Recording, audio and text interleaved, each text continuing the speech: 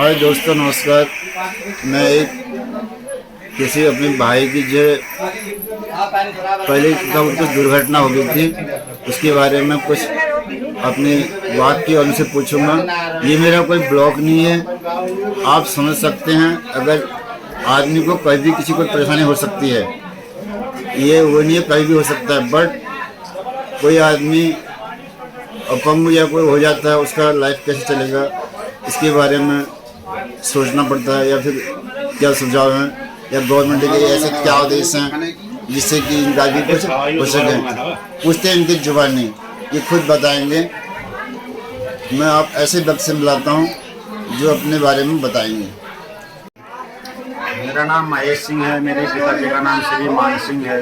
मैं ग्राम वलसुम, post office चौमेल, block Barakot और चंपावत जिले का रहने वाला हूँ।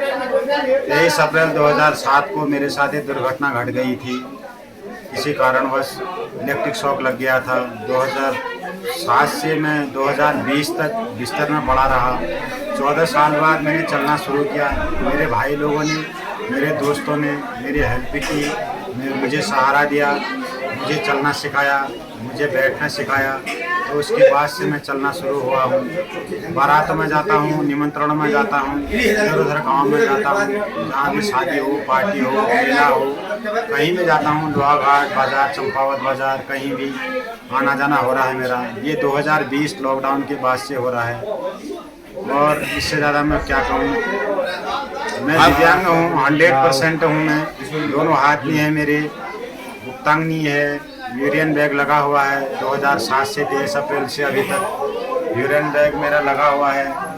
हर 2.5-3 महीने में डॉक्टर मेरे घर में आता है, डॉक्टर चेंज करता है यूरियन बैग। और क्या कहते हैं, मेरा यही सुझाव है कि जो गवर्नमेंट जो दे रही है वो ठीक है, लेकिन 30% वालों को भी 1500 रुपये पेंशन दे रही है, और 100% वालों को भी 1500 रुपये पेंशन दे रही है। ये मेरे हिसाब से ठीक नहीं हुआ।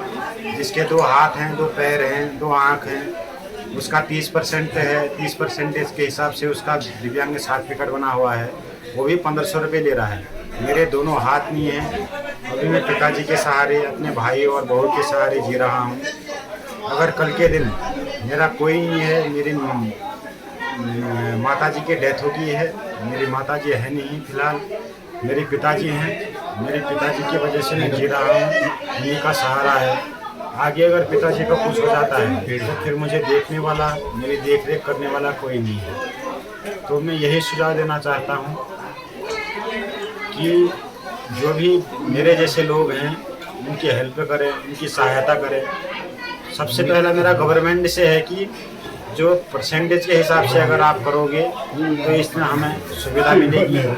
और जो सुविधा से आगे है, वो 30% को जो भी सुविधा मिल रही है वही 100% को मिल रही है। ये न्याय नहीं है और ये सुविधाजनक नहीं है। इसमें अगर कुछ बदलाव हो सकता है और कुछ आगे कोई चेंज हो सकता है तो करने की कृपा करें। धन्यवाद। ओके, ठीक।